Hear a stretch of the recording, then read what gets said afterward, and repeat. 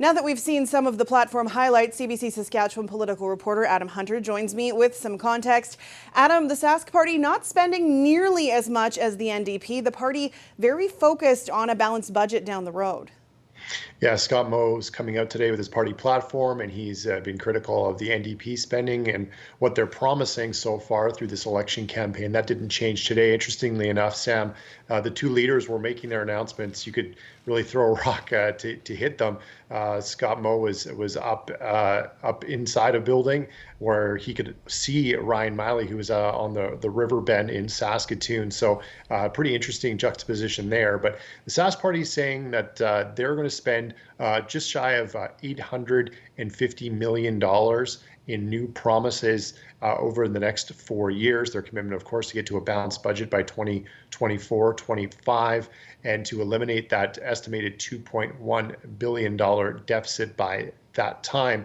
Their promises to note lowering power bills for homeowners and farmers, helping with people with their cost of their home renovations and reducing taxes on small businesses. They're also really emphasizing their plans to build more schools and hospitals. Now, on the other hand, I mean, $850 million is a lot of money to you and I as people who don't make that kind of money, but the NDP wants to spend even more, and they say now is the time to spend. How is that breaking down? Yeah, the NDP's plan is a little bit different. If you look at when the parties are planning to spend their money, the NDP is spending more near the end of their mandate if they were to win. The Sask Party is spending more of it up front. Scott Moe said today that's to help with the cost of the economic recovery. The NDP's total promises and what they would do to try and generate new programs is up to $2.7 billion over the next 4 years. So it's larger than what the Saskatchewan Party is reporting it will spend. Ryan Miley says it's key to spend on healthcare, education. They're going to hire 1,000 more teachers over that 4 years, hire 100 more doctors over that 4 years.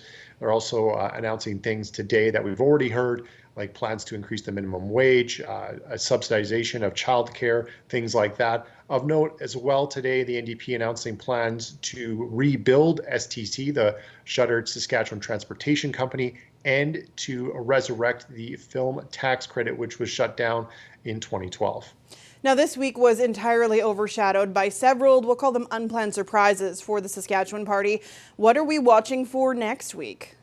Yeah, as you said, Cam, the campaign promises of the Saskatchewan Party and really the NDP were overshadowed by some of the revelations this week involving a Saskatchewan Party leader, Scott Moe, and of course, the family of the victim of the collision he was involved in back in 1997.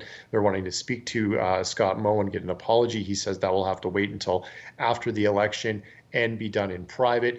Next week, we'll have the debate. You can watch it and listen to it on CBC Live. It'll be very interesting to see how the two leaders handle themselves. People may remember 4 years ago, Cam Broughton and Brad Wall, that debate was quite something people didn't expect, the way it kind of turned out and the way the two leaders interacted with one another during that debate. I don't know what we'll see from Scott Moe and Ryan Miley when they hit the debate floor inside, next to our broadcast center at CBC. But it will be interesting, as I mentioned, Sam, to see how they acquit themselves, their main messages. I can tell you, if people are playing debate bingo, you want to have the word strong on your bingo card. There are 18 mentions of the word strong in the Saskatchewan Party press release of their platform today. And if you also want to add the word people, the NDP had 12 mentions of the word people in its party platform. So if you're playing along at home, add those to your bingo card. That actually makes me want to create a bingo card. Thanks for this, Adam. You're welcome. CBC Saskatchewan political reporter Adam Hunter joining us in Regina tonight.